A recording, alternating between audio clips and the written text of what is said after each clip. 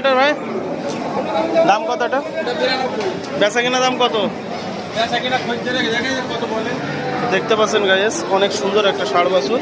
৯২,০০০ টাকা চাওয়া দাম, দাম দর করে ক্রয় করতে পারবেন 7 মাইল গরুহাট থেকে। নাবিচুলা গরু, যারা এইরকম ধরনের ষাঁড় গরু ক্রয় করতে চাচ্ছেন দেখে শুনে ক্রয় করতে পারবেন। অনেক সুন্দর একটা ষাঁড় বাছুর, বল কম্বল অনেক দেখতে পাচ্ছেন, মাথাটাও অনেক সুন্দর।